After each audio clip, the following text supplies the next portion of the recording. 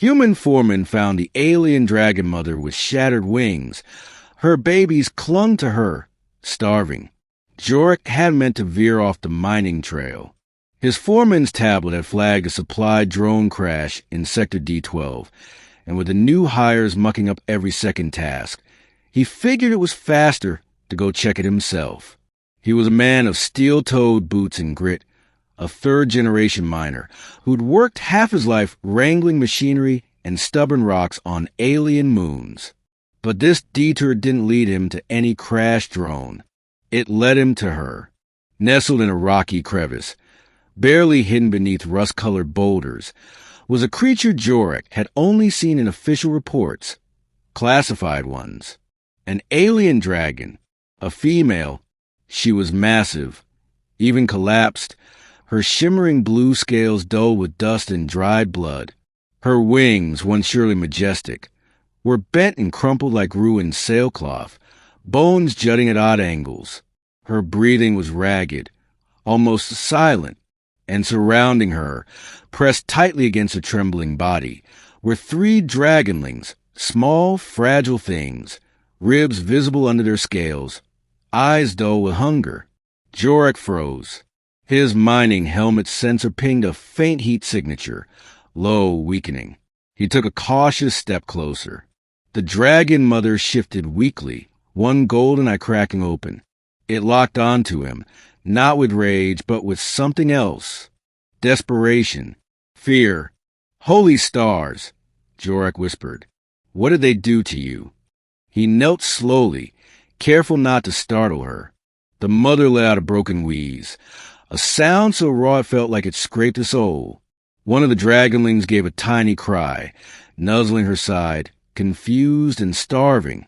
This wasn't just some alien predator. This was a mother protecting her kids while dying.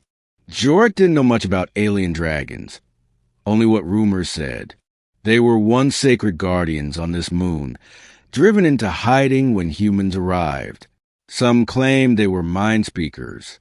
Others said they were monsters that ate metal and men. Jorik believed none of it. But this one, she was broken, and she was a mother. He tapped his comms. Base, this is Jorik. I've got a situation. Static. Right.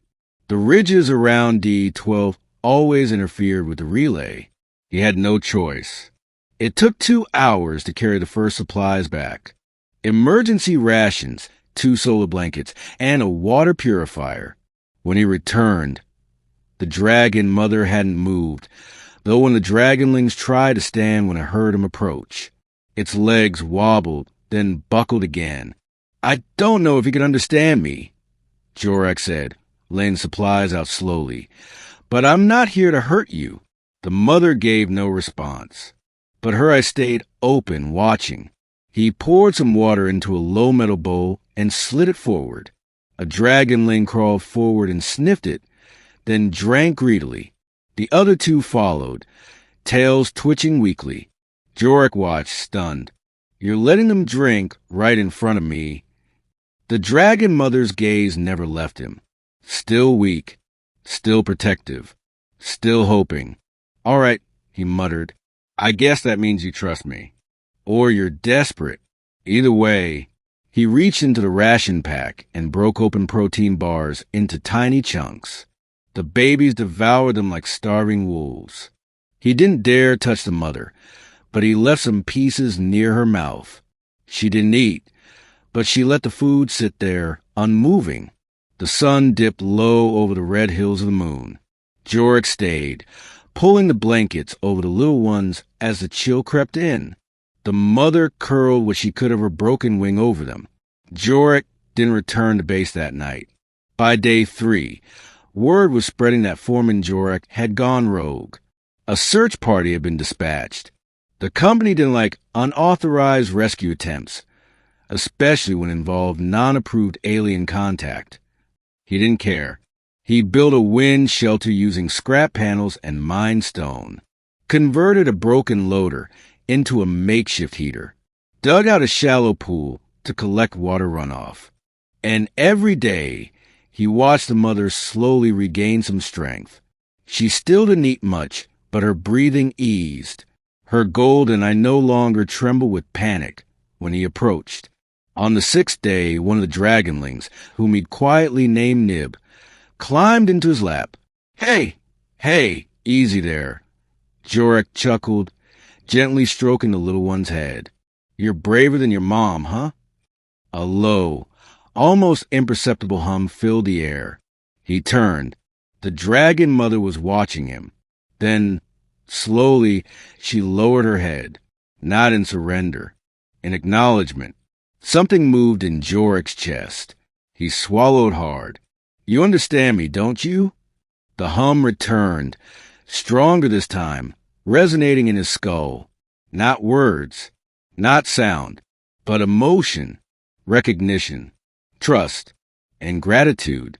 When the company drones finally found him, they came with rifles and containment pods. Jorek stood in front of the dragons, arms crossed. You'll have to shoot me to get to them. A captain stepped forward.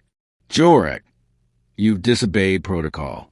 That thing is a Category 3 threat. That thing's a mother, Jorek snapped. With broken wings and 3 kids, she kept alive through starvation. I don't care what your file says. She's not a threat. She could have killed you. She could have, he agreed, but she didn't. The captain hesitated. Then, behind Jorek, a low rumble shook the ground. The mother dragon lifted her head, her wings still broken, but her eyes blazing gold, not with fury, with warning. The soldiers stepped back. Stand down, the captain ordered quickly. No one fires unless fired upon. Jorek exhaled. Give me 2 days. Let me build a proper stretcher for her wings. I can get her and the kids to the southern refuge ridge. No mining there. No patrols. The captain stared at him. That's not your call. It's the only call that won't end in blood. Silence. Then the captain nodded, reluctantly. You got 48 hours. It took every bit of engineering Jorek had in him to stabilize the dragon mother for transport. He built a floating sled from older haulers, cushioned with shock foam and tied with mining straps to keep her supported. The dragonlings followed eagerly, no longer weak, their tails twitching with curiosity. As they crossed the final ridge, the mother suddenly let out a soft croon. Jorek turned and saw more of them. A cluster of dragons stood in the valley beyond, tall, elegant, watching in silence. Males, females, a full clutch. The mother answered with a rumble. One of the larger dragons approached, eyes narrowing at Jorek. He held his breath. Then it bowed just slightly. Jorek blinked. Huh? The dragon mother slowly turned her head toward him, and for the first time he felt the full clarity of her voice, silent yet unmistakable in his mind. Stone Shaper, Child Guard, we remember you. Jorek didn't return to the mines. He resigned the next day, filing no report. The company hushed the incident. Officially, nothing had happened in Sector D12, but among miners, word spread of a man who walked into dragon territory and came out with respect. And sometimes, far in the southern ridges, travelers reported seeing dragons, blue and gold, circling above, never attacking, just watching. And one old miner with a beard like stone, smiling as he waved up at them.